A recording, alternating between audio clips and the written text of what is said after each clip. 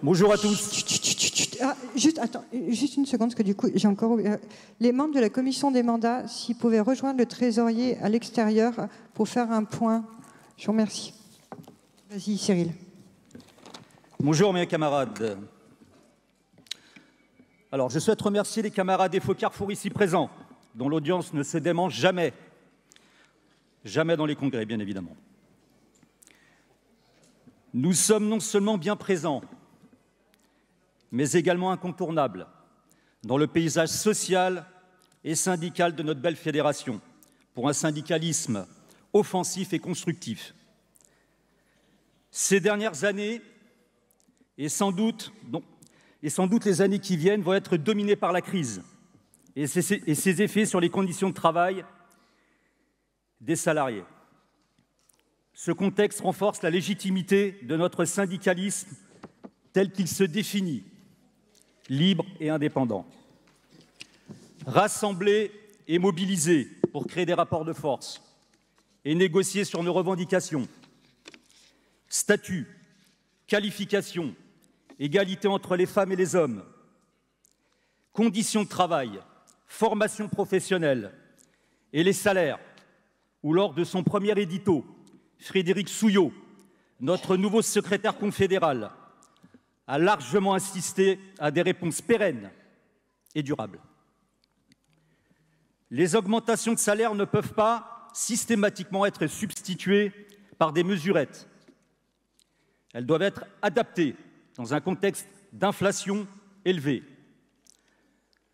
En notre qualité d'organisation syndicale, la plus représentative dans le secteur de la grande distribution, nous ne pouvons rester immobiles et inopérants face aux projets de transition digitale et écologique qui nous attendent.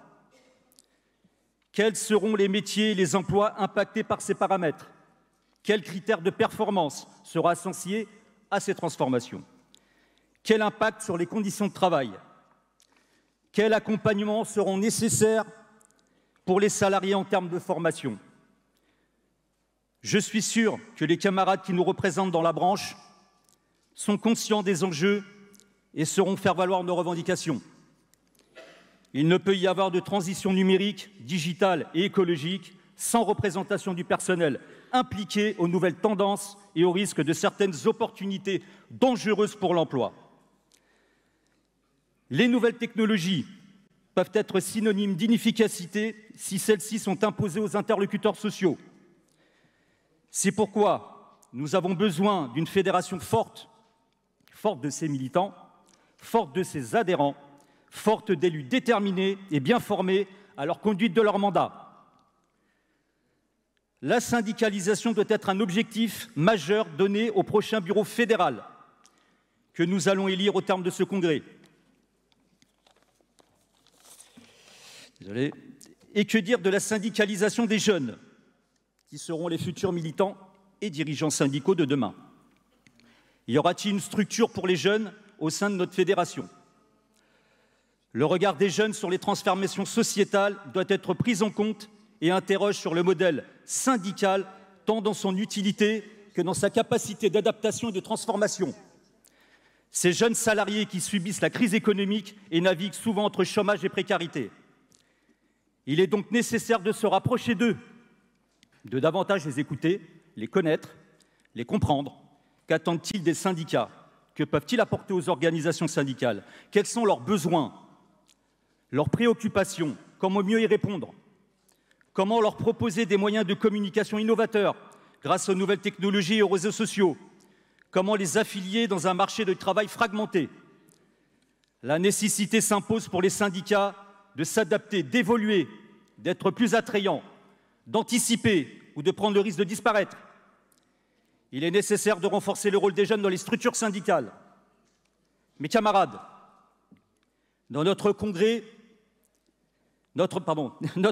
vient saluer cette année la fin d'un parcours de bon nombre de militants engagés de notre fédération. Je tiens personnellement à remercier celui de Deyane, qui lègue à son successeur un outil de travail moderne, efficace au service des syndicats. Deyane et ses équipes ont su nous emmener en haut de la colline pour mieux appréhender et accompagner nos situations parfois difficiles. Deyane, tu as toujours regardé le présent, le futur avec intérêt, mais également le passé et le respect des anciens. Ta prise de parole lors des obsèques de Gérard Fossé prouve ta gratitude et la reconnaissance pour les hommes qui ont marqué notre histoire. Encore un grand merci à Deyane. Je tiens également à remercier Carole, toujours présente dans les moments difficiles et de bons conseils dans nos soutiens de nos combats. Merci Carole. Spéciale dédicace.